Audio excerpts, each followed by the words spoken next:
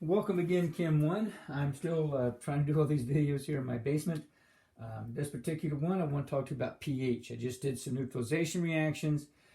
pH, it's written like this. It's a lowercase p and a capital H.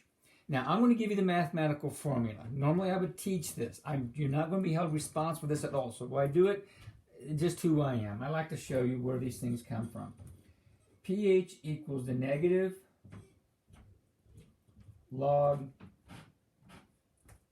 of the hydronium ion concentration. Okay, if you recall an acid, and I'll just take our main example we've used a lot. If I, for example, I mix this in some water, okay, I get the hydronium ion plus the chloride ion. Okay, so this is a measure of the acidity of something. Now, again, I'm not going to hold you responsible for knowing any of these formulas. The main thing I want you to know is how it measures stuff. Now, if something is neutral, we had the neutralization reactions. So a pH equals 7 for something that is neutral. Okay. If the pH is less than 7, that is called an acidic solution. Okay, you're measuring the hydronium ion concentration. The more concentrated that is, if you just look at the formula, the lower the number is going to be. So the closer you get down to 0 or 1, then the more acidic that thing happens to be. Now, pH greater than 7 means that now the hydroxide ion is greater than hydronium ion, and those things are considered basic. The pH scale, although very concentrated things can sometimes fall out of this range, but typically goes from 0 to 14, okay? And the closer you are down here to 0 would be more acidic, and the closer you are to 14, the more base you would have. And again, 7 would be neutral. And on the previous video, I mentioned some examples. And I had some vinegar and baking soda. Baking soda, if I had a solution of baking soda and I measured pH, it would be up here in the base range. I think in a previous video, I mentioned something about baking soda being a strong base. That was a mistake. It's considered a weak base. We don't get into those terminology this year. Vinegar is a weak acid, although concentrated acetic acid could be very hazardous. Vinegar is a 5% solution, but again, it would have a pH down in here. Most of you probably have some kind of carbonated beverages in your home, some sodas.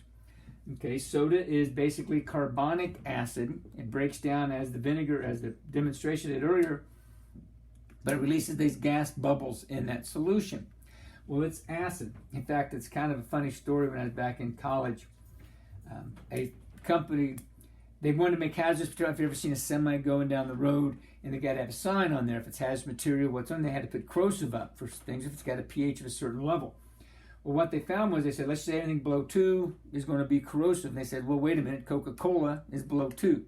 So they had to make an exception, the Coca-Cola rule, to allow beverages to be okay with that and to be able to travel down there without being hazardous material.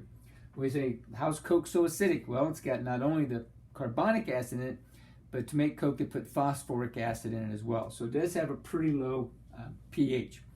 If you have any kind of oven cleaner or drain opener in your homes, those are very hazardous things. They're up here on very basic things. Now, most of your food items are going to be slightly acidic, slightly basic. Your blood is slightly basic. We mentioned, I think, in a previous video, like citric acid. That's a food item you can eat.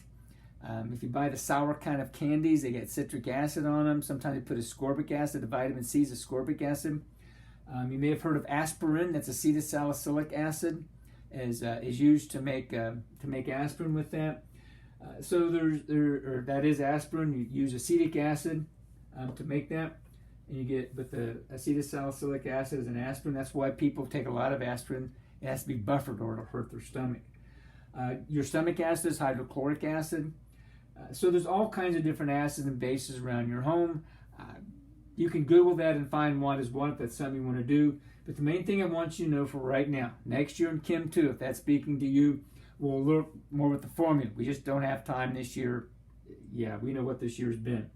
But just know if pH of 7 is neutral. If it's less than 7, it's acidic. Greater than 7, it's basic. And the more basic it is, the more hazardous it is. The more acidic it is, the more hazardous it is. I can force something pH of 6 or 8 on my hand, no big deal. Something pH 1 or 13, I'm in trouble.